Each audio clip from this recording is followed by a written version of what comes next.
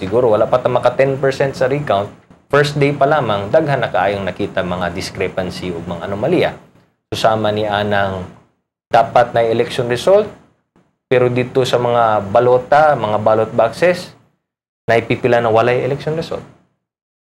Na ay mga pipila ka balota, pag-abri nato, na ay ticket na election result, pero walay giprint or walay ma-print na election result. Naapoy mga ballot boxes na pag-abri nato, pag-account nato sa mga balota, walay signature. Kaya ang tanang mga balota, dapat pirmahon ka na sa teacher or pirmahon ka na sa BI. Pero pag-abri sa ballot boxes, walay signature sa BI ang mga balota. Na ay mga ballot boxes, pag-abri nimo, walay balota. So nga nung nahitabo mga kana, na kung doon nag-eleksyon na nahitabo, dapat na ay mga valid ballots. Pero pag-abri sa pipila ka mga ballot boxes, walay nakitang balota. Na ay ubang ang mga ballot boxes, pag-abri nato, nakastack og maayo ang murag saktong stacking yun ba? Ang mga muragi file og sakto ang mga ballot boxes. Nganong ingon ana man na sa akong pagkibalo, pag boto nato, pag sulod nimo na sa PCOS machine, syempre matagak man na siya dito sa sulod sa ballot box. So dili siya kanang ingon na nakastacking og sakto or naka-file og maayo kana. Na ay ubang mga ballot boxes na pag-abri namo, ang unused ballots or katong mga balota na wala gigamit last election naa sa dito sa pinakailaw. Unya naa sa taas ang mga used ballot. Nauna pa na nasulod ang unused ballot kesa sa used ballot. And then, doon na pagdaghan ng mga ballot boxes na kulang ang mga unused. Pagka mga balota na wala gigamit. So, dapat, pag-abri niya na, kung wala gyud anomalya, dapat accounted tanan. Pero kadaghanan sa mga ballot boxes, pag-abri nimo, kulang ang unused ballot, kulang ang mga valid ballots. So, kini mga discrepancies or, butang na nato, kini mga anomalya ang nadiskobrehan sa atong recount team dito sa Kaulang Maynila, dito sa COMELEC office. Ang election returns ba di ay ang ilang gibasihan pag-proclaim sa mayor, dili ang statement of vote. So, niya ang uban wala pa gyud, no? Anyway, matod nimo Congressman Carlo nga dunay mga ballot boxes nga nadiskobrehan nga wala nay unod, no? Sama sa kaso sa Matina Aplaya, clustered precinct number 357. Apan kung atong basihan ang resulta niadtong milabayng election sa pagkamayor, napildi si Speaker Nograles diha nga presinto. Apan walay baluta. Unsa may imong ikadugang niya na Congressman? Well, dili lang katong nga presinto, pero naipipila pa ka presintong nakita sa atong mga abogado na walay balota. So mao kini ang pinakadakong anomalya. Nganong walay balota ang mga ballot boxes na atong giablihan. So, ang buti pasabot ba ani, walay balotang gigamit last May 10, 2010. Kasi kaysa akong pagkaibalo, magboto ta, natay balota na atong gisulod dito sa ballot boxes, pinaagi sa pagpakaon niya ng balota dito sa PCOS machine. So, para alang sa kasiyon ng tanan, syempre, boto magyud ta, na PCOS machine, ang ballot boxes nasa ilawang sa PCOS machine. Human nato shade, isulod nato dito sa PCOS machine, humana ikaon sa PCOS machine, tagak na siya dito sulod sa ballot box. Kunya, katong mga ballot boxes, kandado man na siya. Selyado man na siya. Naiselya sa COMELEC, na ay padlock ka na, tulo pa ka, padlock patingali, nakabutang diha. So, dili dapat man sa eleksyon, dili dapat mahilabtan ang mga ballot boxes dito sulod sa ang mga balota sulod sa ballot box.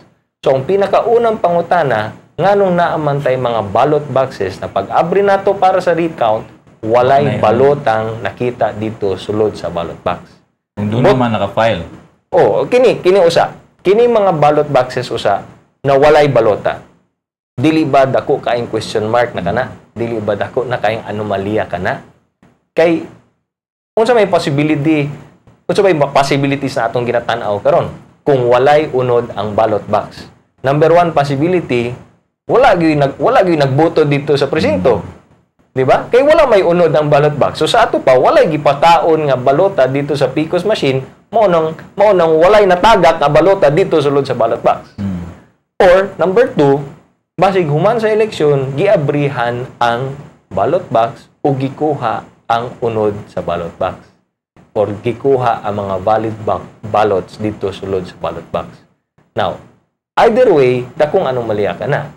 Kay number 1, nganong kung giabrihan ka na, nganong imo man ang giabrihan.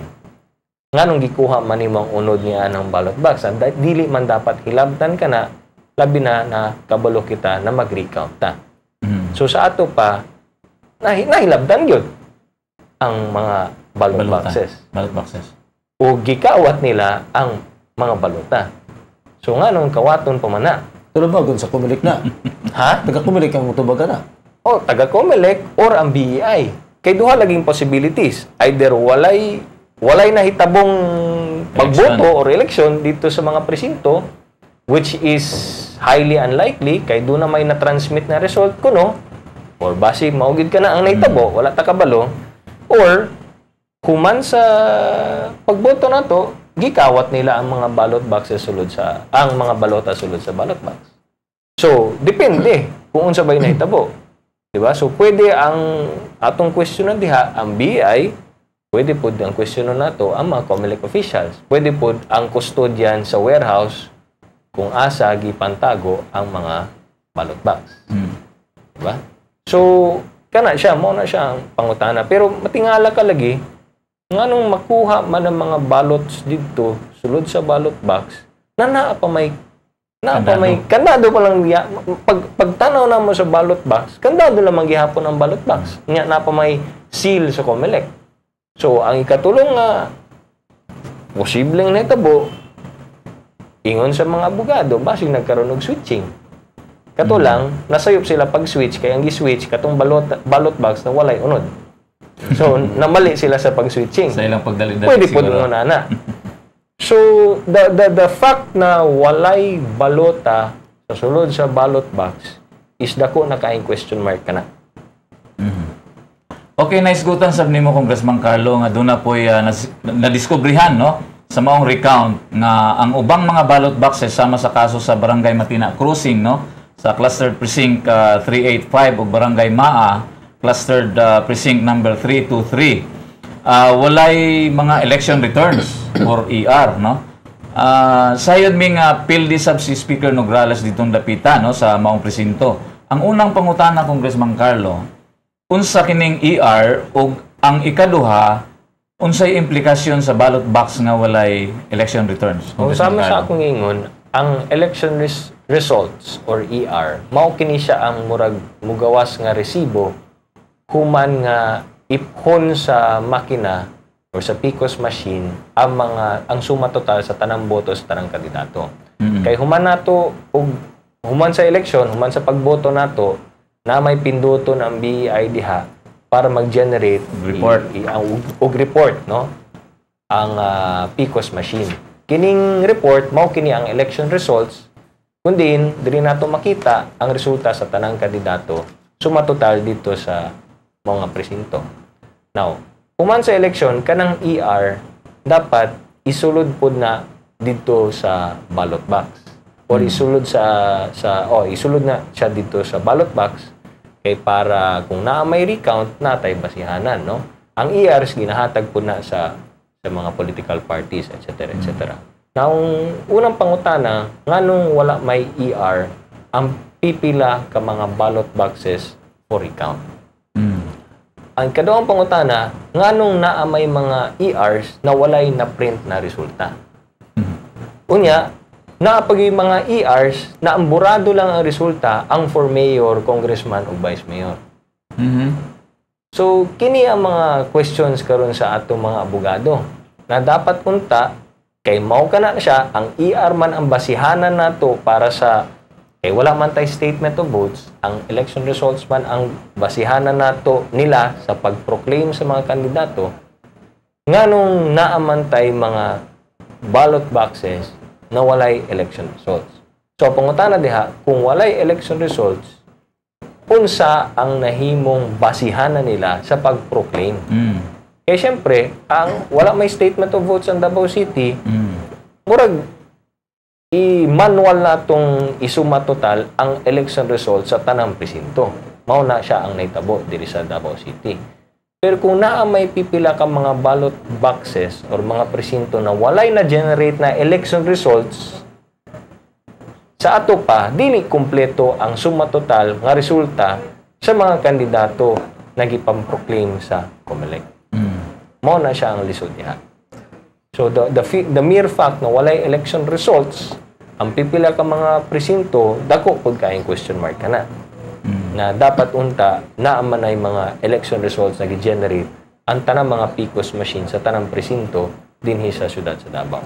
Salvi, basin mo ipatawag pagbalik si Attorney Danny Culio dito Senado, matubag na niya ng mga pangutanan ni Posibilidad yun na. Posibilidad po na pwede po siyang ipatawag sa COMELEC kay nganong ingunaan man ang nahitabo din sa Davao City. Lain pang anomalya ang nakaplagan may kalabutan niya itong mayoral election, Congressman Carlo. Mao kining pagkadiskubre gani sa mga baluta nga walay pirma sama sa kaso sa Barangay 29-C Cluster number 137 o sa Barangay 18-B Cluster number 71. Kundiin, gidangat Speaker Boy Nograles ang gingong kapildihan. O sa di ay pasabot ko ang baluta way pirma, Congressman Carlo. Well, kung ang balota walay pirma, dakong anomalya pud kana. Kay kung ang balota walay pirma, mahimo siyang invalid nga balot. Ug kung invalid nga balot kana siya, for all intents and purposes, dili dapat siya ipon. Dili ba? Kay ang balota manggod nato, the only way na mahimo siyang valid or the only way na mahibaw-an nga nato nga tinuod nga balota kana kung pirmahan sa teacher or sa BEI. Aging pag-authenticate sa BEI na kining balota is ang tinuod nga balota o kining balota gihatag yun kana sa botante para magboto siya. Kay kung dili kana pirmahan sa teacher, dili na siya authentic or authenticated na balota. O kung dili siya authenticated nga balota, invalid balot ka na. Kay kung dili man na siya pirmahon sa teacher, dali na magkaayo siya i-switch. Dali man pud kaayo ka na siya kambyuhan og laing balota. Kay wala man tayo makita nga signature gikan sa BEI. Labi na nga ang atong mga ballots karon gina-shade lang. Sa unang panahon, ang atong mga balota gasulat man ta sa pangalan sa atong mga kandidato nagipili. So, kung magsulat ta, makita dayon nimo kung one handwriting ba kana or handwriting sa lain-laing tao. Diba? So, you will be able to judge by the handwriting itself, the stroke itself, na kining mga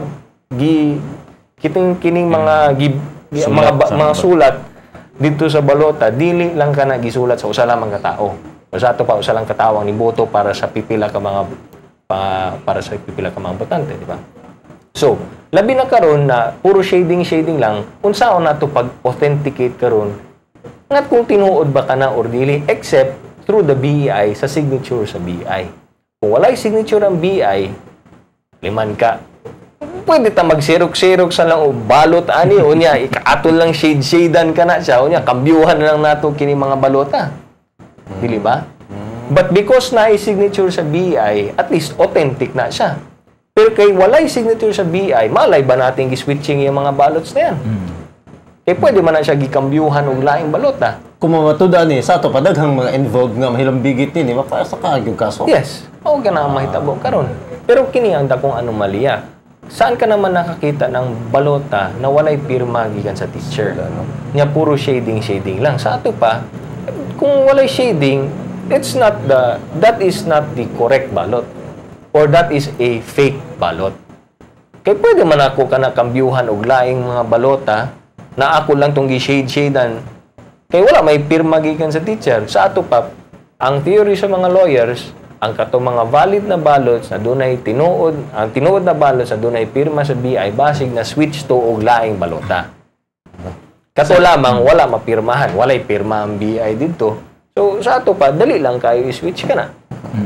dugang kalabot gyapon sa magkadimao gani nga resulta sa eleksyon sa pagkamayor kundi na diskubrihan sa tungod sa natabong recount